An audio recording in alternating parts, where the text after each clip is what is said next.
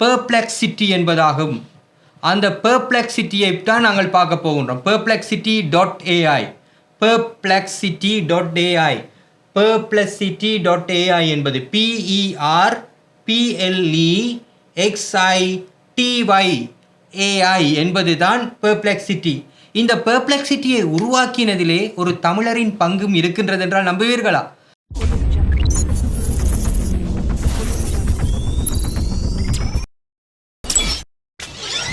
வணக்கம் டிஇடி பார்வையாளர்களே. கடந்த வாரத்திலே நாங்கள் கேம்மா என்கின்ற அற்புதமான ஒரு ஏஐ டூலை பற்றி பார்த்தோம். அதன் மூலமாக மிகவும் எளிமையான முறையிலே ப்ரெசன்டேஷன்களை உருவாக்க முடியும். பெரும் வல்லுநர்கள் இல்லாமல் அதாவது கம்ப்யூட்டரிலே பெருசாக கற்று தேர்ந்தவர்கள் மட்டுமல்லாமல் சாதாரண மக்கள், ஒரு குடும்பத் தலைவர், ஒரு சிரேஷ்ட சீனியர், முதியவர்கள் அனைவருமே இதனை எளிமையாக செய்ய முடியும் என்பதை நாங்கள் பார்த்திருக்கின்றோம். எளிமையான முறையிலே உங்களுக்கு அதனை ஒரு மீண்டுமாக நினைவுபடுத்தி கொண்டு பார்க்கிறேன். கேமா என்பதை நீங்கள் போயிட்டு அந்த வெப்சைட்டுக்கு போயிட்டு gamma.app என்பதற்கு போய் அதற்கு பார்த்துவிட்டு அதிலே இருக்கின்ற இந்த இடைவெளியிலே எனக்கு ஒரு ப்ரெசன்டேஷன் தேவை என்று நீங்கள் என்ன உங்களுடைய தலையில் இருக்கின்றதோ கனடாவினுடைய அழகான இடங்களை பற்றி ஒரு ப்ரெசன்டேஷன். அப்போ நாங்கள் சும்மா ஒரு டைப் பண்ணி பார்க்குறோம். பியூட்டிஃபுல்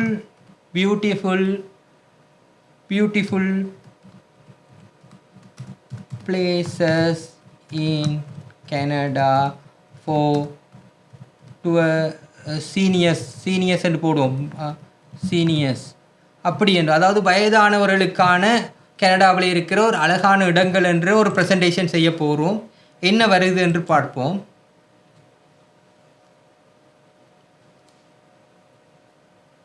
கடந்த முறை நீங்கள் அதாவது ஏஐ என்பது எவ்வளவு நீங்கள் அதனை ப்ராக்டிஸ் பண்ணுகிறீர்களோ அவ்வளவுதான் ஏஐ உங்களுக்கு நெருக்கமாகும். நீங்கள் கடந்த வாரம் நான் கூறியதை பார்த்துவிட்டு ஒன்றுமே செய்யாமல் இருந்தீர்கள் என்றால் இது மீண்டும் ஒரு ராக்கெட் சயின்ஸ் மாதிரி இருக்கும். அப்படி இல்லாமல் நீங்கள் செய்து பார்த்திருந்தீர்கள் என்றால், யூடியூப்பிலே வேறு காணொளிகளை தேடி பார்த்திருந்தீர்கள் என்றால் நீங்கள் இது ஒரு எளிமையாக மாறி பார்த்தீர்கள் என்றால், இப்போ நான் கனடாவில் அழகான இடங்களை நான் தமிழ் மொழியை செலக்ட் பண்ணி வச்சிருக்கிறபடியால் தமிழ்லேயே வருகின்றது. பியூட்டிஃபுல் பிளேசஸ் என்றது தமிழ்லேயே வருகிறது. நாங்கள் பார்த்தோம் என்றால் கனடாவில் முதியவர்கள் செல்ல சிறந்த அழகான இடங்கள் என்பது இப்போது உருவாகி கொண்டிருக்கின்றது. இந்த ப்ரெசன்டேஷன் இந்த கனடாவர்கள் முதியவர்கள் செல்ல சிறந்த அழகான இடங்கள், அழகான ஒரு காட்சி. இது அந்த பனாஃப் மாதிரியாக கனடாவிலே அல்பர்டா பகுதியில் இருக்கிற ஒரு காட்சி அது வந்திருக்கின்றது. என்னென்ன இடங்கள் என்பது எல்லாமே இப்போது உங்களுக்கு வரும் படங்களோடு உருவாகின்றது. இந்த விக்டோரியா, பிரிட்டிஷ் கொலம்பியா, அதில் தோட்ட நகரம் என்று அழைக்கப்படுகின்ற விக்டோரியா முதியவர்களுக்கு மிகவும் ஏற்ற இடமாகும். இங்கு வருடம் முழுவதும் மிதமான காலநிலை நிலவுகிறது. இப்படி தகவலோடு அந்த படமும் கிரியேட் பண்ணி நயக்ரா ஆன் த லேக் என்ற இதெல்லாம் உங்களுக்கு ஏற்கனவே தெரிந்திருக்கும். ஆனாலும் தெரியாதவர்களுக்கு நீங்கள் இதனை பற்றி ஒரு அறிமுகம் செய்வதற்கு எவ்வளோ அழகாக இந்த ப்ரெசன்டேஷன் வந்திருக்குன்றது பாருங்கள். கேம்மா என்பது கியூபெக் நகரம் என்பது ஒரு அழகான நகரம். ஐரோப்பிய கலாச்சாரத்தின் ஒரு தொடுவாயாக இருந்து கொண்டிருக்கின்றது.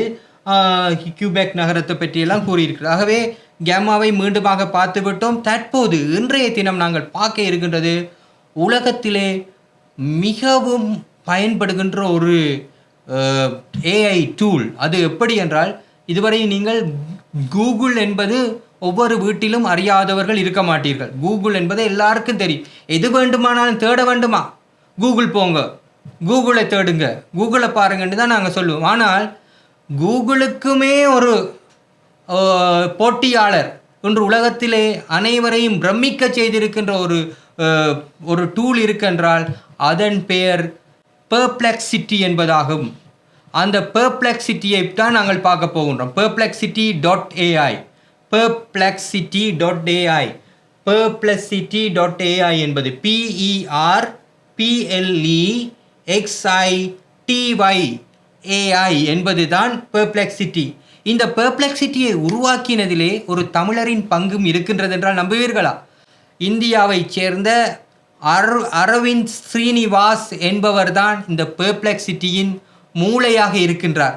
அதாவது இந்த உலகத்திலே அதிகம் அறியப்படுகின்ற ChatGPT என்ற நிறுவனத்தை நீங்கள் கேள்விப்பட்டிருக்க, ChatGPT என்ற ஊடகத்தை, அந்த ஏஐ டூலை, அந்த ChatGPTயிலே முன்னர் பணியாற்றிய ஒருவர் தான் அரவிந்த் ஸ்ரீனிவாஸ். அவர் தன்னுடைய 2 நண்பர்களோடு இணைந்து உருவாக்கியது தான் பெர்ப்ளெக்சிட்டி. அது என்ன செய்யும் என்றும் நாங்கள் பார்ப்போம். பெர்ப்ளெக்சிட்டியை நாங்கள் இப்படி வந்துவிட்டது, தேடும்போது பெர்ப்ளெக்சிட்டி என்று இப்படி. இந்த பெர்ப்ளெக்சிட்டியிலே நீங்கள் தேடுகின்ற விடயத்தை, ஏதாவது ஒரு விடயத்தை நீங்கள் தேடுவதென்றால் நீங்கள் ஏதேனும் கேள்விப்படுகிறீர்கள்.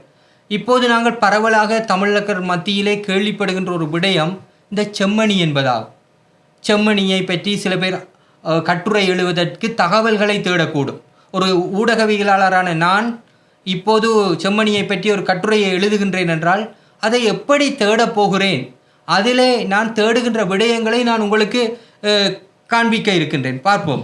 Chemmani, what is Chemmani mass grave?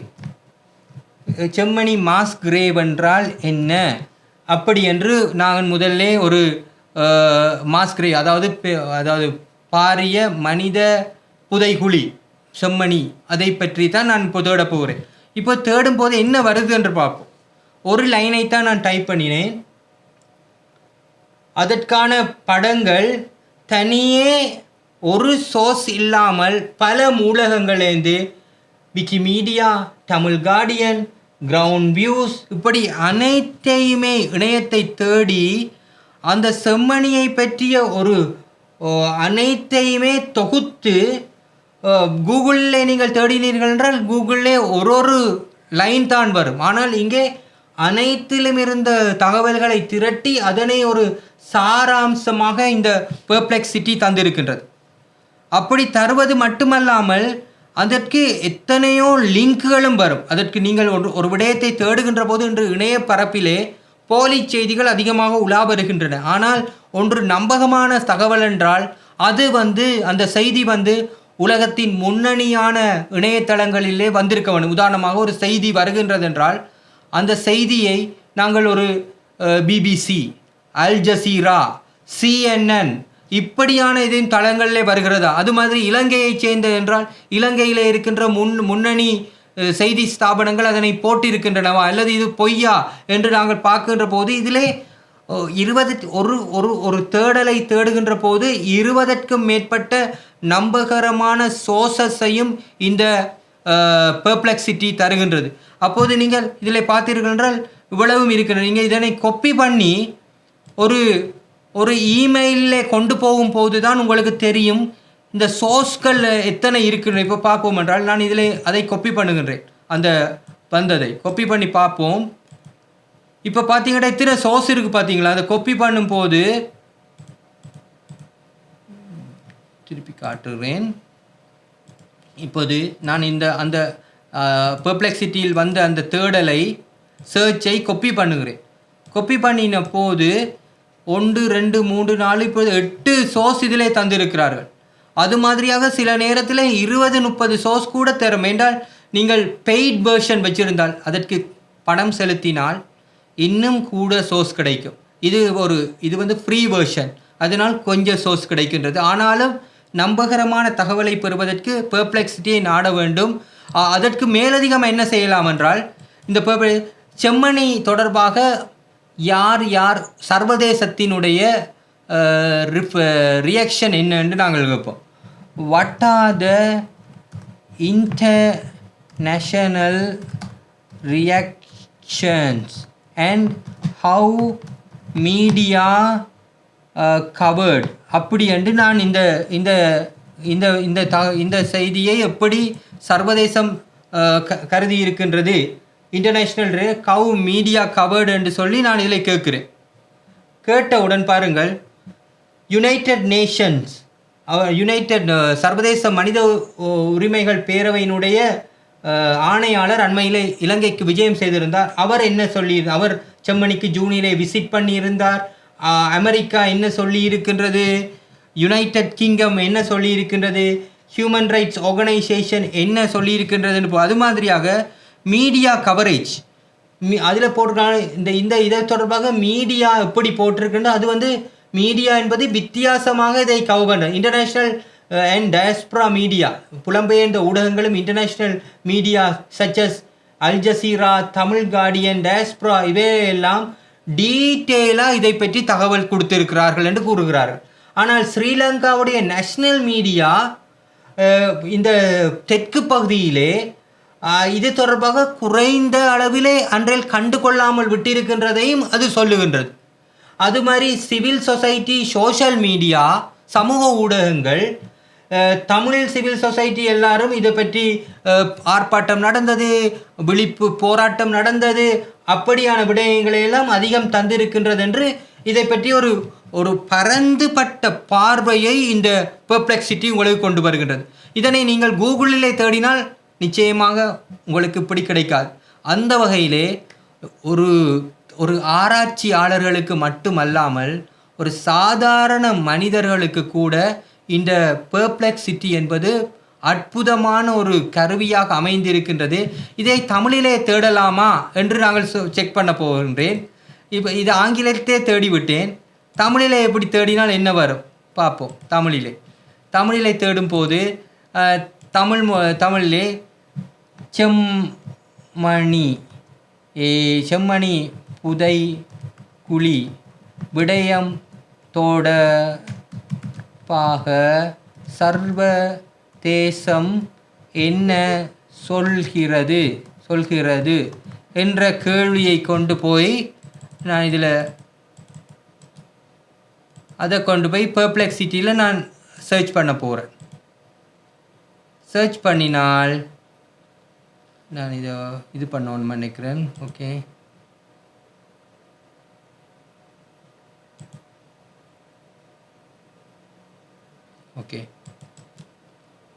திருப்பி அதை நீங்கள் சைன் பண்ணி போட்டு செம்மணி புதைக்குழி விவகாரம், நான் புகைக்குழி என்று அடித்து விட்டேன். புதைக்குழி செம்மணி புதைக்குழி விவகாரம் தொடர்பாக என்ன சொல்லுகிறது சர்வதேசம் என்று நீங்கள் பார்த்தீங்கன்னா தமிழில் எப்படியே வந்துருக்கு. வீரகேசரி செய்தி, ஐபிசி தமிழ், இது எல்லாத்தில் இருந்த தகவலையும் எடுத்து அது எவ்வளவு உங்களுக்கு அருமையாக தொகுத்திருக்கிறது. ஐக்கிய நாடுகள் மனித உரிமை ஆணையாளர் நேரில் செம்மணி சிந்துபாத்தி புதைகுழிகளை பார்த்து விசாரணை மேற்கொண்டுள்ளார். சர்வதேச சமூகத்தின் நேரடி கவனத்தை ஈர்த்திருக்கிறது. சர்வதேச மனித உரிமை அமைப்புகள், பல்வேறு நாடுகள் என்ன செய்திருக்கிறது, சர்வதேச சமூகம் என்ன கூறுகிறது, பல்வேறு ஊடகங்கள் மனித உரிமைகள் நிலைப்பாடு என்ன, சர்வதேச விசாரணை சம்பந்தமாக என்ன கூறியிருக்கிறார்கள், முக்கியமாக இப்படி என்று அணையா விளக்கு போராட்டம், இப்படி பல விடயங்களை அது உங்களுக்கு இப்போ நாங்கள் அணையா விளக்கு என்றா என்னன்றதுக்கு அந்த இதை அமர்த்தி அதை பற்றி கேட்ப வேண்டாம். அணையா விளக்கு அதை மட்டும் கொண்டு போயிட்டு அதை திருப்பி சர்ச் பண்ணினோம்டா. அணையா விளக்கு இங்கே கொண்டு போய் அணையா விளக்கு அப்போ என்ன வருது. அணையா விளக்கை தேடினா எல்லாத்துலேயும் தேடுது. அணையா விளக்கை பற்றி எல்லாத்துலேயும் தேடு. அணையா விளக்கு என்பது செம்மணி மனித புதைகுழிக்கு சர்வதேச நீதி கோரி யாழ்ப்பாணம் செம்மணி சந்தியில் 2025 ஜூன் மாதம் 23லேருந்து 25 வரை நடைபெற்ற 3 நாள் விழிப்புணர்வு போராட்டமாகும். இப்போ எங்களுக்கு இதை பற்றி தெரியாமல் இருக்கிற தப்பில்லை. ஆனால் தேடாமல் இருக்கிறது தான் உண்மையிலே. இப்போ என்ன மனிதர் என்றால் தேடல் உள்ளவன் தான் மனிதன். நீங்கள் தேடலாம். இப்போ அந்த அளவுக்கு இது இருக்குது. அப்போ நீங்கள் அனைத்தையுமே இங்கே தேடி பார்க்குறதுக்கு இந்த பெர்ப்ளெக்சிட்டி உதவுது. பெர்ப்ளெக்சிட்டியில் இருக்கிற இன்னும் ஒரு மிகப்பெரிய ஒரு நன்மையை நான் கூறுகிறேன். அண்மையில் என்னுடைய நண்பன் ராயல் கல்லூரியிலே படித்திருந்தார். அவர் கூறிய ஒரு விடயம் என்னவென்றால், அவருடைய பணி என்னவென்றால், இந்த ஸ்டாக் மார்க்கெட்கள் இருக்கின்றது தானே, அந்த பங்குச்சந்தையில் இருக்கின்ற பெரிய நிறுவனங்கள் அந்த பங்குச்சந்தை எப்படி இயங்குகின்றது என்பதை அவதானித்து அவருக்கு இருக்கின்ற ஒரு சில கிளையண்ட்ஸுகளுக்கு ரிப்போர்ட் கொடுப்பார். இந்த பங்கு சந்தையிலே இந்த பங்கு விலை உயர்ந்து கொண்டு போவதற்கு சாத்தியம் இருக்கின்றது. நீங்கள் நாளைக்கு இதனை வாங்கினீர்கள் என்றால் உங்களுக்கு நன்மை கிடைக்கும் அப்படி என்று அவர் ஒரு அனலைஸ் செய்து கொண்டு கொடுப்பாராம்.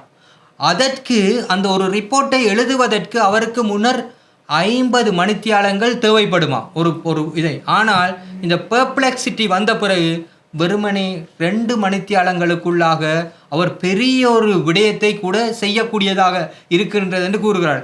நாங்கள் அந்த அளவுக்கு செய்ய போவதில்லை, ஆனால் ஒரு விடயத்தை முழுமையாக தேடி பார்ப்பதற்கு பெர்ப்ளெக்சிட்டி என்பது மிகவும் அருமையான ஒரு தேடல் தளம். உலகத்திலே நான் கூறினேன் ஏற்கனவே, ஆயிரக்கணக்கான ஏஐ டூல்கள் இப்போது வந்துவிட்டன. தினம்தோறும் நூற்றுக்கணக்கானவை வந்து கொண்டிருக்கின்றன. அதிலே விரல் விட்டெண்ணக்கூடிய சில ஒரு ஏஐ டூல்களிலே இந்த பெர்ப்ளெக்சிட்டி என்பது உண்மையிலே நிச்சயமாக அனைவரும் பயன்படுத்தப்பட வேண்டிய ஒன்று. நீங்கள் இதன் மூலமாக பல விடயங்களை தேட வேண்டும். இப்போ கிட்டடியிலே கமலஹாசன் கூறியிருந்தார், கன்னடமா தமிழா பழமையான மொழி அப்படி என்ற ஒரு இது. அப்போ தமிழில் அதனை கூட நீங்கள் தேடி பார்க்க முடியும்.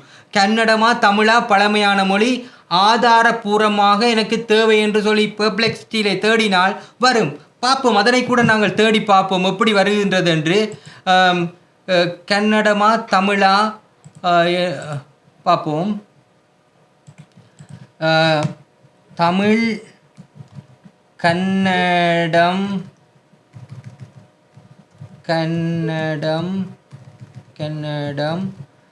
தெலுங்கு, மலையாளம் ஆகிய மொழிகளை ஒப்பிடுக. இவற்றில் எந்த மொழி பழமையானது,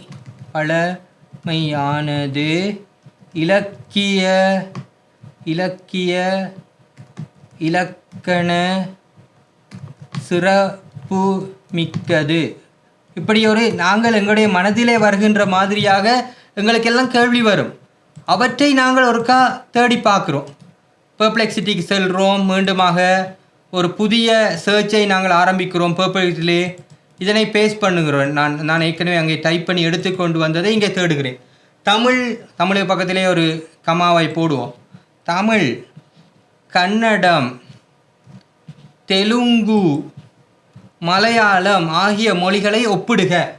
இவற்றில் எந்த மொழி பழமையானது ஒரு கேள்வியை போடுறோம். எந்த மொழி பழமையானது,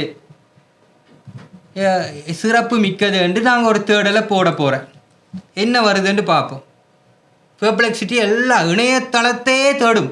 இணையதளத்தில் இருக்கிற லட்சக்கணக்கான, மில்லியன் கணக்கான, கோடிக்கணக்கான வெப்சைட்டில் இருக்கிற தகவலை எல்லாத்தையும் உடனடியாகவே தேட தொடங்கிட்டு பாருங்கள் எப்படி வருகுதுண்டு. அது ஒரு உங்களுக்கு ஒரு இது மாதிரியாக தனித்தனி குளம் போட்டு வருகுது. பாருங்கள் எப்படி வருகுது. தமிழ், கன்னடம், தெலுங்கு, மலையாளம் ஆகிய 4 மொழிகளிலும் திராவிட மொழி குடும்பத்தைச் சேர்ந்தவை. இவற்றை பழமை, இலக்கியம், இலக்கண சிறப்பு அடிப்படையில் ஒப்பிடும் போது கீழ்கண்ட முக்கிய அம்சங்கள் தெளிவாகும்.